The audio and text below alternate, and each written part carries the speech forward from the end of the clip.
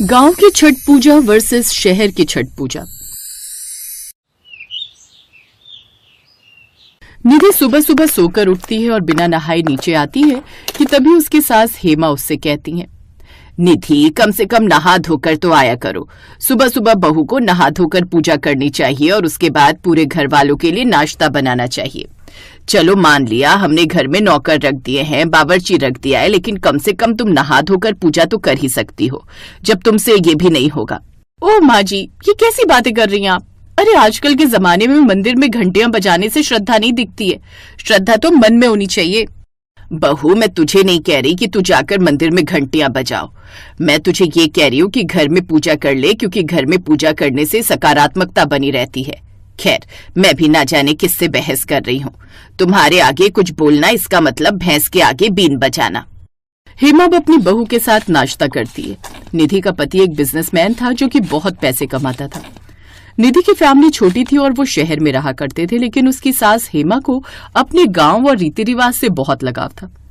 ऐसे ही कुछ दिन गुजरे और एक दिन हेमा ने निधि से कहा, निधि बहू कल से छठ का पर्व शुरू हो रहा है, मैं चाहती हूँ कि तुम छठ का व्रत रखो।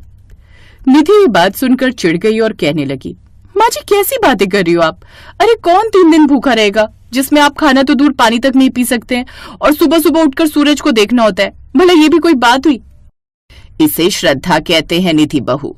तुम्हें पता है पहले मुझे 5 साल तक बच्चे नहीं हुए थे, फिर मैंने छठी मैया का व्रत रखा और प्रवीण को मांगा और उसके बाद प्रवीण पैदा हुआ। मुझे छठी मैया में बहुत आस्था है। मेरी तबीयत ठीक नहीं रहती है, इसलिए मैं चाहती हूँ कि ये व्रत तुम रखो। माँ जी सच में हद होती है, माना मेरी शादी को भी 4 साल हो गए और मेरे बच्चे नहीं है, लेकिन इसका मतलब ये नहीं है कि मैं छठ मैया का व्रत करके बैठ जाऊंगी तो मेरे बच्चे हो जाएंगे। मैं इन सब चीजों में नहीं मानती हूँ, मैं बहुत प्रैक्टिकल हूँ। ये पूजा पाठ अपनी श्रद्धा या ऐसा करो वैसा करो, ऐसा करने से ये होता है वैसा करने से वो होता है, माँ जी ये सब अंधविश्वास होता है। इन सारी चीजों से बाहर निकल जाइए आप। निधि छठ करने से मना कर देती है और ये बात सुनकर हेमा का दिल टूट जाता है। तो वहीं हेमा की बहन सुमन गांव में रहा करती थी और सुमन की बहू रानी ने सुमन के पास आकर कहा, माँ जी कल से छठ का महापर्व शुरू है, मैं सोच रही थी कि पूरे घर में मिट्टी का लेप कर दूं, तब तक आप बाहर बाजार से फल फ्रूट ले आइए, जैसे नारियल, गन्ने, नींबू, सिंघाड़ा और भी बहुत कुछ जो छठ पूजा में इस्तेमाल होते हैं। मैं सब कुछ सही बोल रही हूँ ना माँ जी? कुछ भूली तो नहीं हूँ ना मैं? बहू तुझे कुछ भी सिखाने की जरूरत नहीं है मुझे, तुझे सब कुछ आता है। मैं जानती हूँ कि तू जो भी करेगी अच्छे से करेगी। फिर भी माँ जी बड़ों से पूछना और उनकी राय लेना गलत नहीं होता है, और मैं वही कर रही हूँ। जिसके बाद रानी चली जाती है। सबसे पहले वो पूरे घर को मिट्टी से लेपती है, उसके बाद अपने संदूक में रखी हुई 2 नई साड़ियाँ निकालती है और उसे अपनी सास के पास ले जाकर कहती है, माँ जी ये 2 साड़ियाँ संदूक में रखी हुई थी मेरे, आपको जो अच्छी लगे वो आप रख लो, अगली साड़ी मैं पहन लूंगी। बेटा अब मेरी तो उम्र हो गई है, मैं तो जैसे मर्जी अपना गुजारा कर लूंगी, तुम्हें जो पहननी है तुम पहन लो। तुम्हारी तो अभी नई नई शादी हुई है, तुम जानती हो मेरी बहन की जो बहू है निधि, उसके तो शौक ही निराले हैं। 5000 से नीचे की साड़ी तो वो कभी पहनती नहीं। नहीं माँ जी, ऐसे शौक भी क्या ही करना जो सिर्फ पैसों की बर्बादी करे। जहां निधि व्रत रखने को भी तैयार नहीं थी और उसकी सास हेमा को ही व्रत रखना पड़ रहा था, तो वहीं रानी सच्चे दिल से छठी मैया के व्रत की सारी तैयारी कर रही थी। अब व्रत का दिन आता है। हेमा अपनी कार में बैठकर सोसाइटी के पार्क में जाती है, जहां पर कई सारी औरतें पानी में खड़ी होती हैं। हेमा भी वहां जाकर खड़ी हो गई और सूर्य देव के अस्त होने का इंतजार करने लगी। हे छठी मैया, जब से मेरी मनोकामना पूरी हुई है मैं ये व्रत रख रही हूँ। बस अब मैं चाहती हूँ कि ये व्रत मैं अपनी बहू को दे दूं और वो इस व्रत की जिम्मेदारी संभाले। कृपया करके मेरी इच्छा पूर्ण कर दीजिए। इस तरह शहर में हेमा अपनी छठी मैया का व्रत पूरा कर रही थी, तो वहीं रानी भी अपने व्रत को गांव की औरतों के साथ मिलकर पूरा कर रही थी। कुछ देर बाद शहर और गांव दोनों में ही सूर्यास्त हो जाता है और हेमा सूर्य को अर्घ देकर अपनी गाड़ी में बैठकर अपने घर चली जाती है। तो वहीं रानी भी सूर्य देव को जल अर्पित कर अपने घर आ जाती है। घर आने के बाद वो अपने परिवार वालों के लिए खाना बनाती है, पर तभी सुमन उसे कहती है, बहू तू चूल्हे से हट जा, तेरा वैसे भी व्रत है। नहीं माँ जी ऐसा नहीं है, बस बैठे बैठे खाना ही तो बनाना है, फिर मैं आपको क्यों परेशान करूं? जहाँ पर रानी व्रत में भी सारा काम संभाल रही थी तो वहीं हेमा छठी मैया के गीत सोफे पर बैठे हुए गा रही थी कि तभी निधि बॉलीवुड के गाने चला देती है और हेमा कहती है, निधि बहू, अगर तुम्हें ये गाने सुनने हैं तो तुम जाकर अपने कमरे में सुन सकती हो। उसमें भी तो बड़ा सा टीवी लगा है, या फिर फोन में सुन सकती हो। वो ढक्कन लगाकर क्या बोलते हैं उसे, एयरपोर्ट। माँ जी, एयरपोर्ट नहीं, एयरपोर्ट्स होते हैं। और वैसे भी अगर आपका व्रत है तो आप कॉम्प्रोमाइज करो ना, मैं क्यों करूं। निधि हेमा की कोई भी बात नहीं सुना करती थी, जिससे हेमा को बहुत बुरा लगता था, लेकिन वो कुछ कह नहीं पाती क्योंकि हेमा प्रवीण की पसंद थी। ऐसे ही अब छठी मैया का आखिरी दिन होता है। उस दिन व्रत पूर्ण होने वाला होता है। रानी के शरीर में कमजोरी थी, लेकिन फिर भी चेहरे पर चमक थी। वो आखिरी दिन यानी सुबह सुबह छठी मैया के आगे प्रार्थना करती है, हे छठी मैया, मुझे और मेरे परिवार को हमेशा खुश रखना। मुझे संतान की प्राप्ति करवाना ताकि मेरा परिवार भी पूर्ण हो जाए। मेरे परिवार को सारे दुखों और गमों से दूर रखना और मेरी सास के स्वास्थ्य का भी ध्यान रखना। जहाँ रानी इस तरह मनोकामना कर रही थी, वहीं जब कमरे में निधि आराम से सो रही होती है तभी छठी मैया उसे दर्शन देती है और कहती है, निधि उठो और अब तुम अपना कर्तव्य संभालो। अपने आप को संभालने के लिए मैं तुम्हें 1 साल का समय दे रही हूँ। अगले साल तुम अपनी सास से खुद ये व्रत लोगी, जिसके बाद तुम ये व्रत श्रद्धा से करोगी और मैं तुमसे वादा करती हूँ कि तुम्हारी सारी इच्छाएं पूर्ण होंगी। निधि पहले तो छठी मैया को देखकर चौंक जाती है। उसे ऐसा लगता है कि उसने सपना देखा, लेकिन अचानक ही उसकी जिंदगी के सारे मायने बदल जाते हैं और वो नीचे आती है तो हेमा बेहोश थी। वो हेमा पर पानी के छींटे मारती है और कहती है, क्या हो गया माँ जी आपको, आप बेहोश कैसे हो गई। कोई बात नहीं निधि बेटा, शायद कमजोरी की वजह से चक्कर आ गए होंगे। मैंने रसोई में थोड़े ठेकुआ और सामान बनाकर रखा हुआ है, वही लेकर आज मैं अपना व्रत खोल लेती हूँ। निधि जब हेमा की इतनी सच्ची श्रद्धा देखती है तो उसे अपनी गलती का एहसास होता है। मुझे माफ कर दीजिए माँ जी, मैंने आपको बहुत परेशान किया, पर मैं आपसे वादा करती हूँ कि आज के बाद मैं इस घर की सारी जिम्मेदारी संभालूंगी और आपको कभी भी परेशान नहीं करूंगी। और अगले साल ये महाप्राण छठ मैं रखूंगी। आप सिर्फ मुझे बताते रहना कि इस व्रत को कैसे करते हैं। मैं भी छठी मैया की कृपा पाना चाहती हूँ माँ जी, और आप अपना व्रत मुझे दे दीजिए। जिसके बाद अब निधि छठी मैया से प्रार्थना करती है कि उसकी भी गोद भर जाए, क्योंकि जब भी वो मेडिकल टेस्ट करती तो रिपोर्ट्स नॉर्मल होती। समय गुजरता है और गुजरते समय के साथ एक बार फिर छठी मैया का महापर्व छठ आता है। और इस बार जहाँ रानी अपनी सास सुमन के साथ बिल्कुल श्रद्धा और भक्ति के साथ छठी मैया का व्रत करती है, तो वहीं शहर में निधि भी अपनी सास के साथ छठी मैया का व्रत संपूर्ण रूप से करती है। छठी मैया का व्रत पूर्ण होने के 10 दिन बाद ही उसकी मेडिकल रिपोर्ट से पता चलता है कि अब निधि भी प्रेग्नेंट है।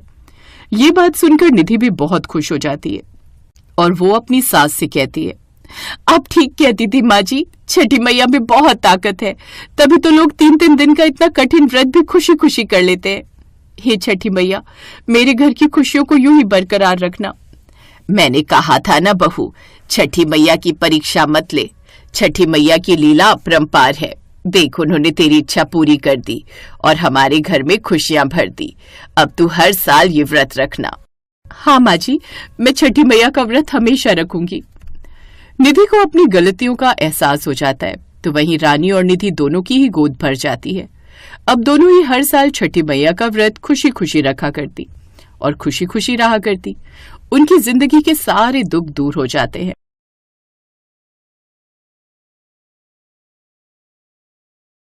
हर साल की तरह इस साल भी सोनपुरा गांव में सब छठ पूजा की तैयारी कर रहे थे।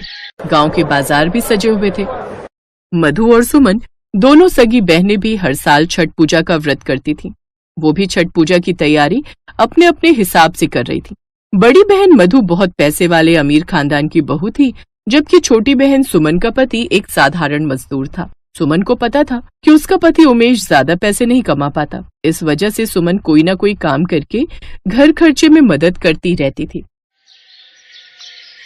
अरे सुमन, तू बांस की टोकरी बेच रही है? चल तेरे से ही खरीद लेती हूँ, तेरी थोड़ी कमाई हो जाएगी और छठ पूजा के लिए थोड़े पैसे जुड़ जाएंगे। एक काम कर, मुझे 20 टोकरी दे दे। मेरे तो वैसे भी परिवार में बहुत लोग हैं छठ पूजा का व्रत रखने के लिए, मैं अपने परिवार में सबको उपहार में दे दूंगी। तेरी सगी बहन हूँ, इस बात का तू फायदा उठा। और हाँ सुन, पैसे ज्यादा मत लगाना, मुझे सही दामों पर लगाना, कभी मुझे बहन समझ कर लूट ले। नहीं नहीं दीदी, मैं तुमसे ज्यादा क्यों लूंगी, मैं सबको एक ही दाम पर दे रही हूँ, न कम न ज्यादा। हाँ ठीक है, मेरे नौकर को पकड़ा दे। रामू, ये सारी टोकरियां मेरी कार में रख दो और बाकी का सारा सामान भी हवेली लेकर चले जाओ। मैं थोड़ी देर में घर आती हूँ। अब तक तो सासू माँ भी आ गई होंगी, बोलेंगी मैं कहाँ रह गई। ये ले सुमन, टोकरियों के पैसे गिन ले, मैंने पूरे दिए। मधु सुमन को टोकरियों के पैसे देकर वहाँ से चली जाती है। बहुत बढ़िया मजबूत टोकरी है सुमन, तुम्हारी ऐसी टोकरी पूरे गाँव में नहीं मिल रही। लगता है तुम खास जगह से खरीद कर लाई हो। हाँ दीदी, शहर की बढ़िया दुकान से खरीद कर लाई हूँ। सोचा हमारे गांव में भी सब बहुत प्रेम भाव से छठ पूजा का व्रत रखते हैं, तो सामग्री भी बढ़िया होनी चाहिए। और बांस की टोकरी तो छठ पूजा के लिए सबसे विशेष है, तो वो तो मैंने मजबूत और बढ़िया ही लानी थी। ये लो दीदी, आपकी 2 टोकरी बांधी है। तभी सुमन का पति उमेश आ जाता है। सुमन ला, तू कुछ खा ले, सुबह से भूखी है। रजनी ने तेरे लिए रोटी और दाल भेजी है। और तुमने रोटी खाई क्या? हाँ मैंने खा ली। रजनी ने खासकर बोला है कि भाभी को भूखा मत रखना। मैं जानती हूँ, मेरी ननद रजनी मुझे बहुत प्यार करती है। मैं तो छठ मैया से यही प्रार्थना करती हूँ कि अगली छठ पूजा तक रजनी का भी ब्याह हो जाए। सुमन खाना खाने बैठी ही थी कि तभी उसकी बड़ी बहन मधु गुस्से में उसके पास आती है।